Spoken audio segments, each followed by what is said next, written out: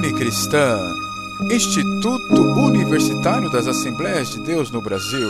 Inscreva-se já, é agora ou nunca mais.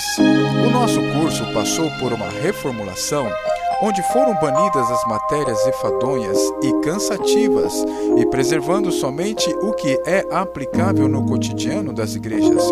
Curso rápido e prático, em apenas 180 dias ou 12 meses.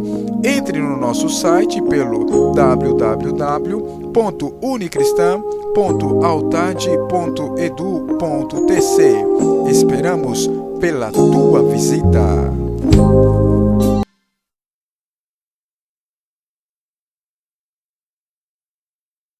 Disciplina Bibliologia 2. Cumprimento a todos na gloriosa paz de nosso Senhor e Salvador Jesus Cristo. Esta matéria tem como objetivo principal estudar a Bibliologia do Novo Testamento, composto por 27 livros ao todo. Os principais assuntos do Novo Testamento são a vida, a morte e a ressurreição de Jesus, constituição da Igreja, doutrinas e as revelações do Apocalipse. Com o surgimento do profeta João Batista, deu-se por encerrado o chamado silêncio profético, período interbíblico, 400 anos de Miqueias a Mateus, onde Deus não falou, onde Deus não contactou com os homens e houve um silêncio.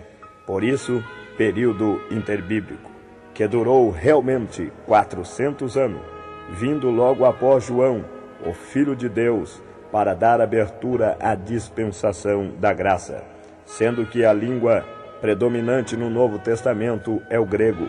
Podemos verificar ainda que alguns eruditos hebreus, cerca de 285 anos antes de Cristo, traduziram o Antigo Testamento, até então escrito na língua hebraica e aramaica, para a língua predominante da época, o grego. Tradução esta que levou o nome de Septuaginta, porque foi traduzida por 70 tradutores escribas. Se você ler a Bíblia em Ezequiel capítulo 1, vamos encontrar uma visão do profeta Ezequiel relacionada ao trono de Deus e os querubins que carregam ou movimentam o trono de Deus. E assim dizia o profeta, e eles tinham rosto de homem, rosto de leão, rosto de boi e rosto de águia. Prezado aluno e irmão em Cristo Jesus, aí está uma grande revelação dos 4 evangelhos. Deus na eternidade, quando criaram os querubins com esses 4 rostos, já os criou pensando em revelar as 4 formas que o seu Filho Jesus se manifestaria durante o seu ministério terreno. Rosto de leão para a direita do querubim representava que Jesus seria rei no livro de Mateus, ou tido como rei. Nota que, na genealogia, o escritor Mateus, que escreve para os judeus, começa o livro dizendo assim, logo nos primeiros versículos de Mateus: Jesus, filho de Abraão, filho de Davi, fazendo com que os judeus entendessem que ele era descendente de Davi, de uma família real. Em Mateus, ele é conhecido como o rei dos judeus. Aleluia!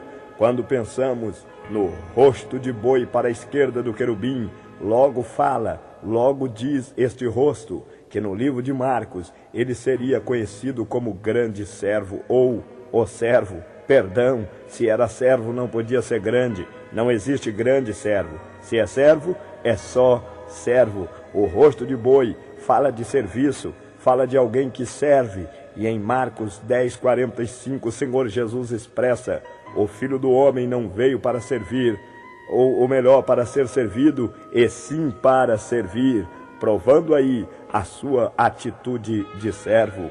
O rosto de homem do querubim representa Jesus como homem no livro de Lucas. Observa no capítulo de número 3 de Lucas, do versículo 23 ao 38, quando o escritor Lucas, um médico amado, começa escrevendo esse livro para os gregos.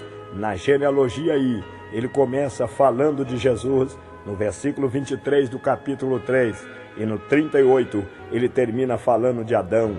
Veja que ele começa com Jesus e vai lá atrás até Adão, querendo levar os gregos lá atrás a entender que Jesus é o segundo Adão, Jesus homem que sentiria sede, cansaço, sono, fome e etc. Todas as limitações humanas. Aleluia, glórias ao Senhor. E uma das maiores provas, porque Jesus realmente era o segundo Adão, ou um segundo tipo, ou tipo literal de Adão. A grande prova é que Deus formou Adão do pó da terra. Adão não foi produto de uma relação sexual entre um homem e uma mulher, ou seja, não houve a necessidade de um ato sexual, do acasalamento do esperma com óvulo para fecundar um feto e daí Adão. Não, ele foi formado do pó da terra. Depois de Adão, todos os seres humanos foram produtos de uma relação sexual entre um homem e uma mulher. Segundo a teologia, o pecado original que a humanidade herdou de Adão é transmitido pelo esperma masculino, na ejaculação do esperma, e logo ao encontrar o óvulo e fecundar e ali iniciar, gerar o feto, ali está sendo também junto, fecundado, está sendo gerado já o pecado original que é transmitido do pai para os filhos. Porém, Deus, ao enviar Jesus Cristo para derrotar o diabo, não o enviou com a possibilidade de ter pecado original. Jesus nunca teve pecado original, porque ele não é produto também de uma relação sexual entre um homem e uma mulher. Ele foi gerado pelo Espírito Santo, glória a Deus, igualzinho a Adão, o primeiro homem criado por Deus, sem ser necessário um esperma aí, fecundando com óvulo. Glórias ao nome de Jesus Cristo. Ele é o nosso segundo Adão, vencedor, Rei dos Reis, o Todo-Poderoso. Então em Lucas ele é conhecido como homem, aí o rosto de homem dos querubins. Quando pensamos no rosto de águia dos querubins, a águia fala de altura, é um pássaro que voa nas mais altas alturas, e quando se pensa em altura relacionada à Bíblia e a Deus, se pensa em divindade, logo se pensa naquilo que é infinito, e Deus é infinito. Ele é o princípio e o fim. O rosto de águia fala de Jesus como Deus, como Verbo, como aquele que é Deus. Ele mesmo disse: o Verbo era Deus, e o Verbo estava com Deus, e o Verbo se fez carne e habitou entre nós. Jesus, Deus, no Evangelho de João, é conhecido como Deus. Aleluia! Daí o rosto de águia dos querubins. Que revelação maravilhosa sobre os 4 evangelhos. Glória a Jesus. Pois bem, vamos agora observarmos alguns detalhes sobre os 4 evangelhos. O evangelho de Mateus. A palavra evangelho significa boas novas. O evangelho segundo Mateus foi escrito provavelmente entre o ano 50 e 70 depois de Cristo. O testemunho antigo é de que o evangelho segundo São Mateus visava sobretudo os judeus recém-convertidos, como uma espécie de manual de instrução na fé, como os judeus esperavam um governador que restabelecesse o reino a Israel. Mateus apresentou Jesus como um rei, mencionando no principal do seu livro a genealogia de Jesus, Mateus 1:1, como já falamos, na aposição definida quanto à língua que foi escrita este evangelho, mas com certeza este livro é de inteira autenticidade. Glórias ao Senhor Jesus Cristo. O Evangelho segundo São Marcos foi escrito aproximadamente entre 64 a 67 depois de Cristo, em contraste com muitas questões que envolvem o Evangelho de Marcos. Provavelmente este Evangelho tenha sido escrito em expressado aos gentios daquela cidade, ou seja, aos romanos.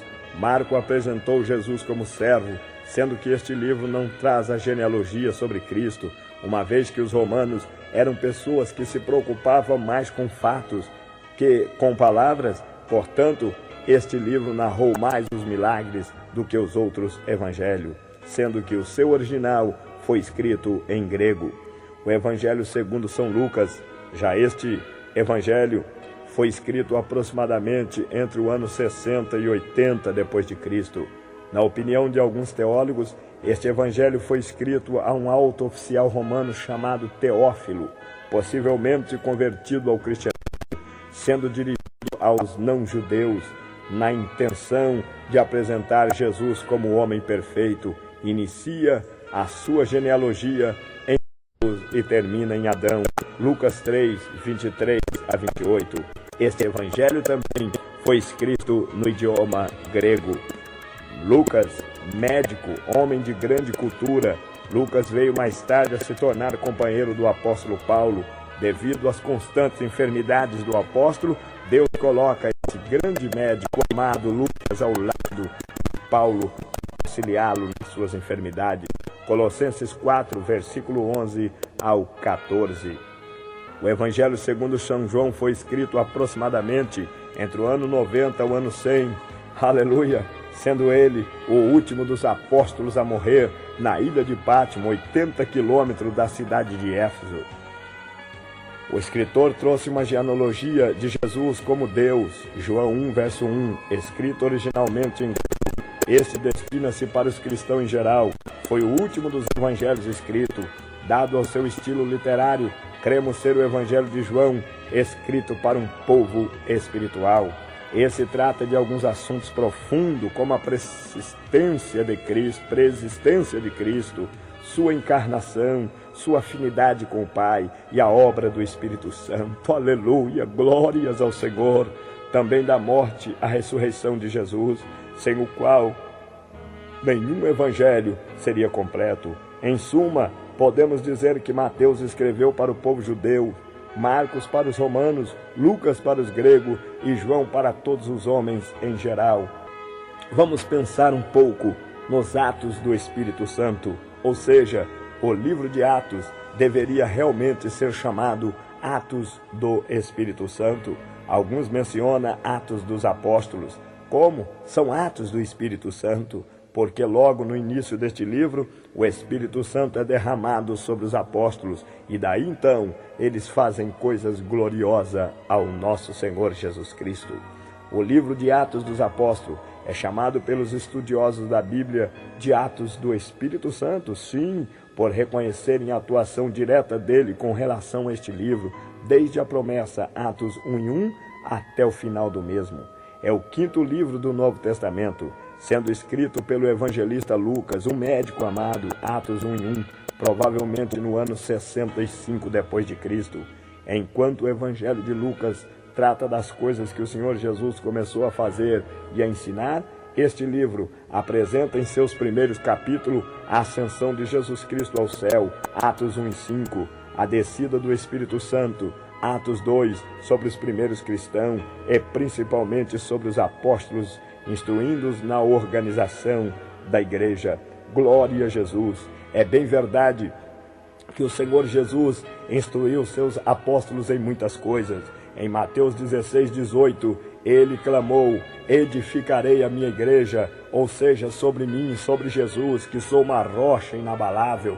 A igreja está edificada em Cristo. Paulo afirma isso dizendo em 1 Coríntios 3:11, ele é a coluna da igreja. Porém, houve muitas coisas que o Senhor Jesus deixou a cargo do Espírito Santo para instruir os seus apóstolos. Daí a Bíblia fala em Efésios 2:20, o fundamento dos apóstolos. Sim, muitas coisas foram por eles constituídos, instruídos, dirigidos pelo Espírito Santo. Quem sabe na construção de templos, quem sabe na separação de diáconos, quem sabe na organização de grupos na igreja, quem sabe na administração financeira, oh, aleluia, no confeccionar documentos tais como estatuto, cartão de membro, carta de recomendação e outros. Sim, todas essas coisas foram instruídos pelo Espírito Santo.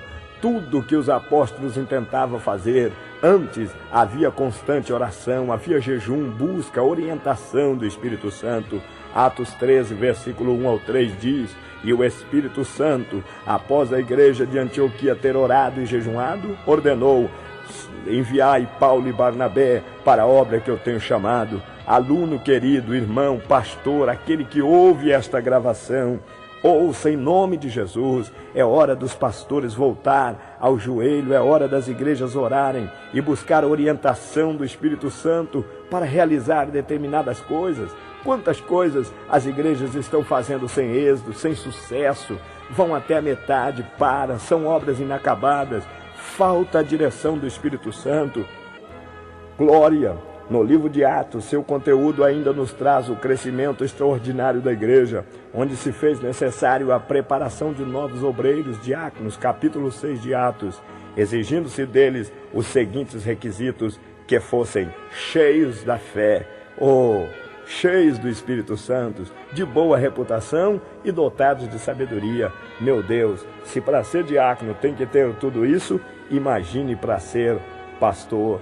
Já no capítulo 8 de Atos, encontramos Filipe revolucionando Samaria com o Evangelho. A seguir, o livro traz o relato do nosso Senhor Jesus Cristo, situando, ou seja, encontrando a Saulo e transformando no apóstolo dos gentios, no poder do Espírito Santo, pois está escrito: disse o Espírito Santo, apartai Barnabé e a Paulo, como já mencionamos. A Bíblia menciona que, saindo de Antioquia e descendo Seleucia, ambos empreenderam a primeira viagem missionária. A primeira viagem missionária do apóstolo Paulo consiste nas seguintes cidades.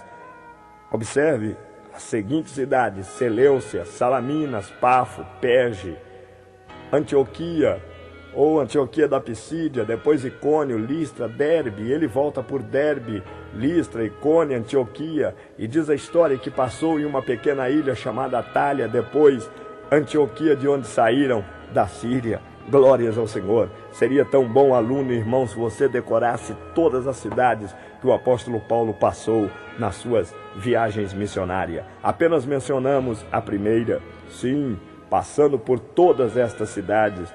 Depois, ele também empreendeu uma segunda viagem missionária, mas antes da segunda viagem missionária, Paulo vai a uma convenção, ou seja, a primeira convenção com os apóstolos, no capítulo 15 de Atos. E se você ler o capítulo 15 de Atos, do versículo 1 a 35, nota-se que houve uma reunião para discutir a respeito do sistema doutrinário, quais seriam as exigências doutrinárias para a igreja.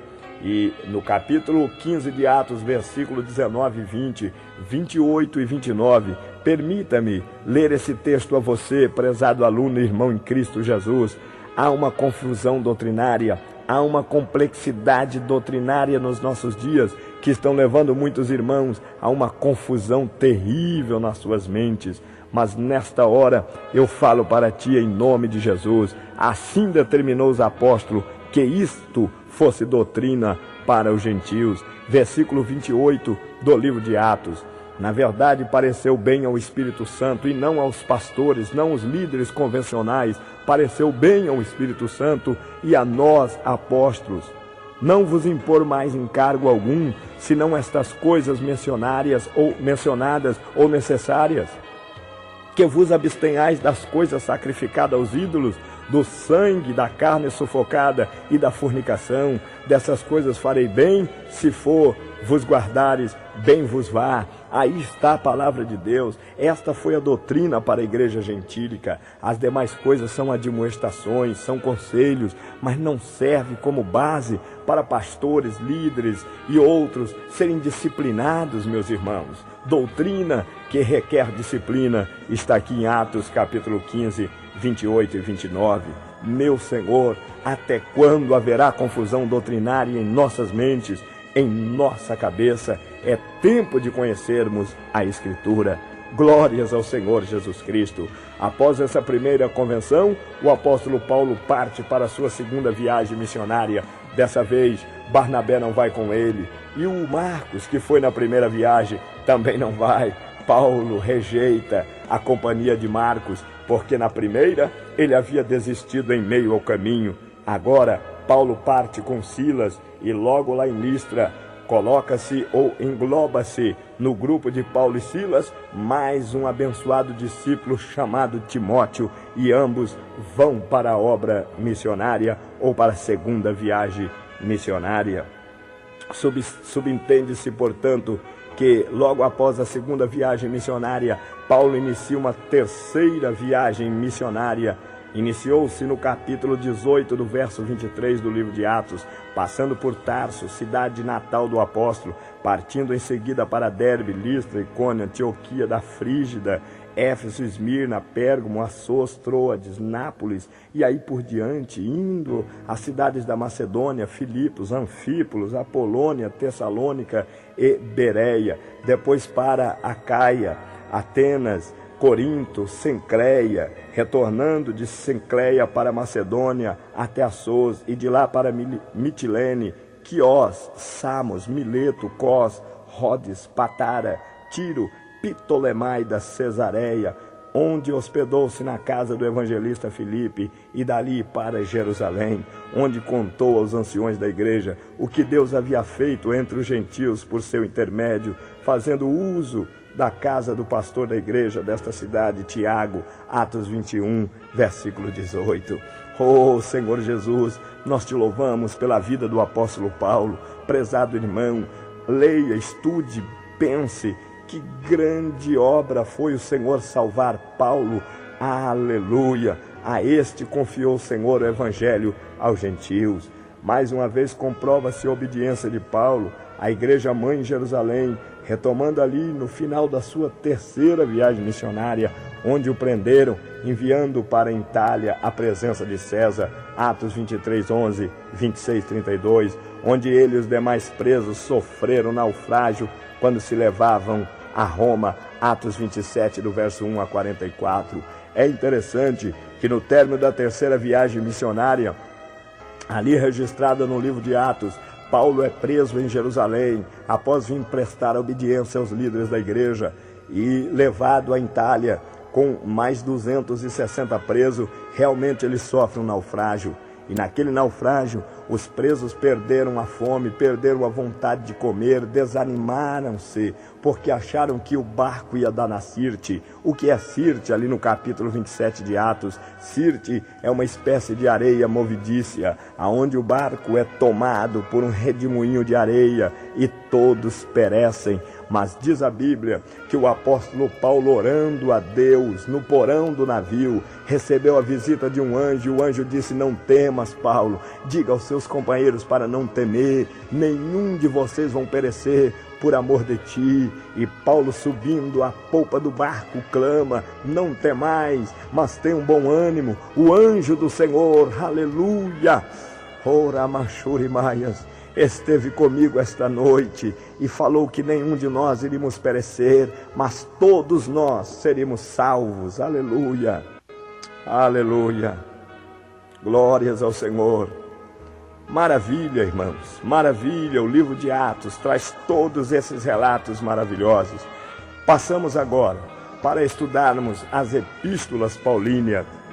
Você sabe que o apóstolo Paulo, como fundador de todas estas igrejas, após tornou-se um grande escritor, enviando cartas, enviando ensinamento para as suas igrejas através de manuscritos. E a primeira carta ele escreveu para os romanos, escrita aproximadamente no ano 58 depois de Cristo, quando Paulo estava em Corinto, hospedou-se em casa de Gaio. O escrivão desta carta foi Tércio, Romanos 16, 22, 23. E Paulo, tomando ocasião da viagem de Febe a Roma, pediu-lhe que fosse o portador desta carta. O assunto principal dessa carta é a justificação pela fé. Paulo ainda instrui-os acerca da doutrina e prática. Carta aos Coríntios, escrita no ano 57 depois de Cristo, quando Paulo estava em Éfeso, 1 Coríntios 16, verso 8, antes do Pentecoste aproximadamente. A segunda carta destinada à igreja de Corinto foi escrita em Troades, na Macedônia, após um encontro com Tito, que lhe trazia notícias de Corinto. 2 Coríntios 2, do 12 ao 19. Corinto era uma das cidades mais prósperas da Grécia. Nela estava situada 2 portos importantes, pelos quais passava o comércio do mundo. Havia em Corinto um templo dedicado à deusa Vênus. A primeira carta tinha como objetivo exortá-los a respeito de divisões, imoralidades, conduta cristã, ceia do Senhor, desordem no culto, mau uso dos dons espirituais. Já a segunda tinha como objetivo consolar os cristãos arrependidos, instruindo os rebeldes, ensinar-lhes a serem prudentes quanto aos falsos mestres, bem como fazer a defesa do seu apostolado. Vamos observar alguns detalhes escritos à igreja de Corinto. Entre eles, há o detalhe sobre a questão, o cabelo como véu. O apóstolo Paulo disse que o cabelo foi dado à mulher em lugar de véu. Seria interessante, aluno, irmão, pastor que ouve esta gravação, lembre-se, o cabelo foi dado em lugar de véu. Por isso, ele deve estar solto no santuário, no momento do culto, o cabelo tem que estar solto como um véu. E eu pergunto a você, como fica aquelas irmãs que usam coque, trança no santuário? Paulo não disse a Timóteo no capítulo 2, versículo 9, que convém que as mulheres andem com trajes honestos, não com trança e não com joias? Afinal, é não com trança. Não se deve usar trança e coque no santuário, porque então não está sendo véu este cabelo. Cuidado com essa complexidade doutrinária, meu irmão, meu aluno em Cristo Jesus. O cabelo foi dado em lugar de véu. Aleluia! Pense nisso, em nome de Jesus Cristo. Outro ensinamento, o apóstolo Paulo manda disciplinar, tirar da comunhão um rapaz que pratica sexo, possivelmente com a sua mãe, com a sua madrasta, com a mulher do seu pai, e ele manda tirá-lo da comunhão. Mas logo em seguida, em versículos adiante da segunda carta de Corinto, isso no capítulo 5 de 1 Coríntios, mas logo na segunda carta a Corinto, ele manda receber o rapaz de volta, para que o tal não seja tomado de demasiada tristeza. Sim, não foi uma exclusão, foi uma suspensão da comunhão da igreja. Será que existe a palavra exclusão? Excluir não significa definitivamente cortado? Se é isto, não devemos excluir, e sim suspendermos, discipliná-los por algum tempo que se faz necessário. Depois Paulo escreve para os Gálatas. É bem provavelmente que esta carta tenha sido escrita no ano 56 a 57 da era cristã, ensinando os irmãos em Gálatas que ninguém vos pregue outro evangelho além daquilo que ele já havia pregado, e se alguém pregar, que seja mentiroso. Escreve aos irmãos em Éfeso também. Éfeso era a capital da Ásia Menor. A carta para essa igreja foi escrita em Roma no ano 64 depois de Cristo. Nesta cidade encontrava-se o grande templo à deusa Diana, Atos 19, 28 a 35, cidade de grande idolatria. Éfeso teve o privilégio de ter como líder da igreja o jovem pastor Timóteo, 1 Timóteo 1 e 3. Em seguida escreve para os filipenses, e uma coisa interessante, quando Paulo escreve para os filipenses, escrita no ano 64 depois de Cristo, ele recomenda várias vezes que estes irmãos se alegrassem, regozijassem, fossem crentes alegres, mesmo na tribulação. Glórias a Jesus. Ele escreve em seguida para os colossenses, já esta também faz parte do grupo de 4 cartas que foram escritas na prisão em Roma, provavelmente no ano 64. Paulo escreveu com o intuito de combater algumas influências de filosofias pagãs e judaísmo que havia entrado na igreja em Colossos. Carta aos Tessalonicenses. O objetivo da primeira epístola aos Tessalonicenses foram tríplice: admoestar os novos convertidos, exortá-los quanto à santidade e confortar sobre a morte física. O apóstolo escreveu no ano 54 depois de Cristo, e esta é a primeiríssima de todas as suas obras. Já a segunda carta a esta igreja tinha como objetivo instruir os cristãos sobre as falsas doutrinas, sobre o dia do Senhor, animá-los ante a perseguição e disciplinar os que estavam andando desordenadamente. Aleluia! Não devem estar preparados. O Senhor Jesus virá a qualquer momento. Ele expressa isso em 2 Tessalonicenses 4. O Senhor virá dos céus com alarido, com voz de arcanjo e trombeta de Deus. O alarido será um grande grito para despertar os mortos salvos. Quem sabe o alarido passará pelo paraíso e vai pegar o espírito e a alma daquele crente que morreu salvo, que está formado num corpo espiritual ali no paraíso, e vai em direção aos restos mortais, a terceira parte do corpo físico, a terceira parte do ser humano, que é o corpo físico, e o espírito e a alma então tocará nos restos mortais, o túmulo vai se abrir, espírito, alma e corpo ressuscitará em corpo de glória. Aleluia! Trombeta de Deus para os vivos. Quando a trombeta tocar, todos os crentes vivos vão ouvir e vão começar a glorificar a Deus. Quem sabe falar em língua, não é? Como eu me emocionei alguns instantes atrás desta gravação. Vão começar a se falar em língua, glorificar, magnificar a Deus. E num abrir e piscar de olhos serão transformados. Após ouvir a trombeta, vão encontrar os mortos salvos, ressurretos. E um grande exército subirá a encontrar o Senhor nos ares. Mas ele também virá com voz de arcanjo. Sim, quando se fala voz de arcanjo, se fala em guerra. Nas regiões celestiais estão cheias de demônios. O diabo e seus anjos estão nas regiões celestiais. Talvez não vão querer deixar a igreja passar, mas eles vão se perderem. Por quê? Porque os arcanjos virão junto com Jesus, com espada de fogo, e por certo abrirão caminho. A igreja subirá. Aleluia! Glórias ao Senhor Jesus Cristo. Paulo recomenda os irmãos lá em Tessalônica: não temais, não temais, o Senhor virá para nos levar. Glória a Jesus. Em seguida, ele escreve carta para Timóteo, ou seja, para Tito também.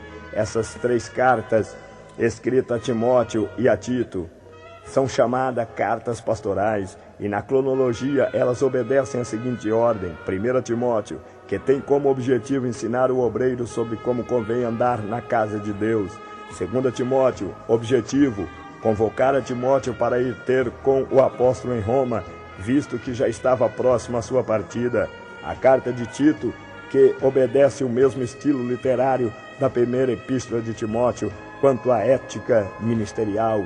Carta a Filemon, esta junto com a carta aos Colossenses e Éfeso, foi enviada por Tíquico, estando ele entre o grupo das 4 cartas que foram escritas na prisão em Roma, provavelmente no ano 64.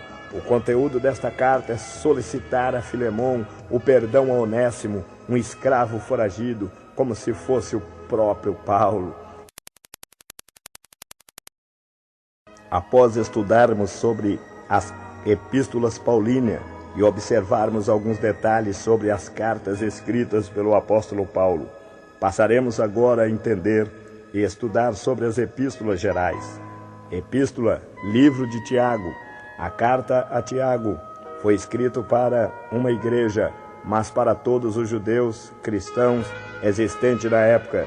Foi escrita aproximadamente no ano 64 depois de Cristo por Tiago.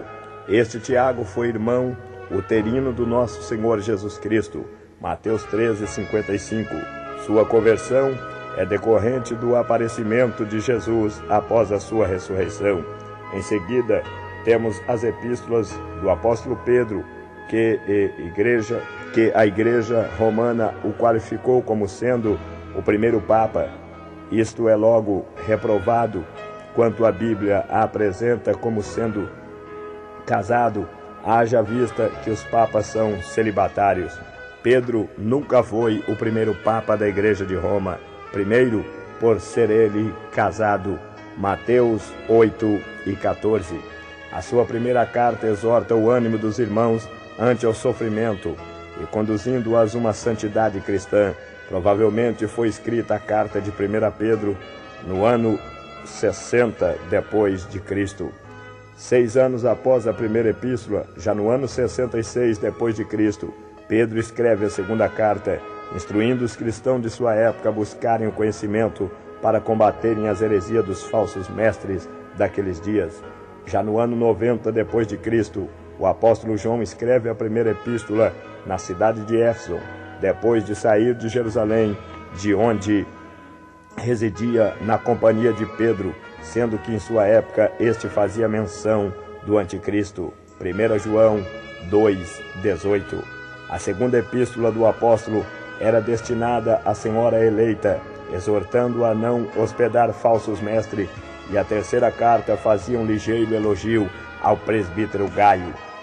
No quadro das epístolas gerais, ainda encontramos o livro de Judas, onde esta não possui capítulos, mas é de grande valia quanto ao conteúdo doutrinário. Judas era um dos irmãos de Jesus. Também João 7, verso 3 ao 5. Ele não creu em Jesus antes da sua morte, porém converteu-se após a ressurreição de Jesus, sendo esta epístola datada entre o ano 68 a 70 depois de Cristo. Judas, nesta carta, exortava os crentes a batalharem pela fé genuína e também a não entrarem pelo caminho da desobediência.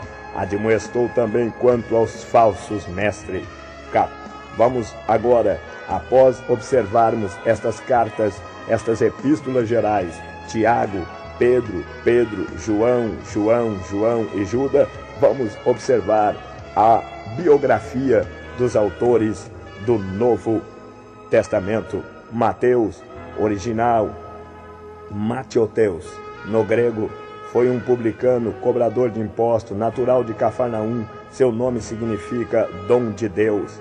Marcos, original, João Marcos, filho de Maria, primo de Barnabé, fez parte no caminho da primeira viagem missionária de Paulo. Lucas, médico, cooperador de Paulo, esteve junto a Jesus em seus ensinamentos, morreu como mártir na Grécia, enforcado em uma oliveira, foi autor do livro de Atos. João, original, graça ou favor de Deus, foi filho de Zebedeu, um judeu de recursos, dono de uma empresa de pesca, possuía muitos empregados, melhor dizendo, morava em Jerusalém, era um discípulo amado de Jesus. Paulo, original, pequeno, seu nome judaico, antigo era Saulo, hebreu, descendente da tribo de Benjamim, Filipenses 3:5, fariseu, homem de grande cultura, este perseguia os cristãos até o dia de sua conversão. Quando se tornou o apóstolo dos gentios, morreu decapitado em Roma por ordem de Nero. Tiago, original, discípulo, era filho de Zebedeu. Seu pai era um homem de recursos. Sua mãe chamava-se Salomé, sendo Tiago primo de Jesus. Sim, apóstolo, o sobrinho de Maria, mãe de Jesus. Foi morto à espada por Herodes. Atos 12:2. Já Tiago, irmão de Jesus, era autor da epístola que levou seu nome. Sua história diz que seus joelhos eram calejados como de um camelo por suas constantes orações, vindo alguns historiadores afirmarem ter sido ele apedrejado até a morte. Oh Deus! Pedro, original, significa pedra, natural de Betsaida, casado. Seu nome era Simão, sendo ele pescador, discípulo de Jesus. Judas, irmão de Jesus, morreu cravado de flechas. Aí está algumas biografias de alguns escritores do Novo Testamento, homens que, usados por Deus, nos deixaram ensinamentos maravilhosos. Prezado aluno em Cristo Jesus, leia, releia, seja um autodidata no conhecer as escrituras destes homens que, divinamente inspirados, escreveram a palavra de Deus. A dispensação da graça, ou seja, a dispensação da igreja. Graça significa um favor imerecido. Dispensação, uma época, um período em que Deus trata com o homem. Então, dispensação da graça é justamente o período que Deus ofereceu seu favor ao homem que realmente não merecia. Como por um homem entrou o pecado no mundo, assim todos pecaram e foram separados da glória de Deus. Romanos 6:28. Foi escrito em meio a uma época negra pelo homem, pois os romanos dominavam sobre a bandeira do império que estava a Galileia, ou a Espanha, Grã-Bretanha, Ásia Menor, África do Norte, partes da Síria, Árida e Palestina.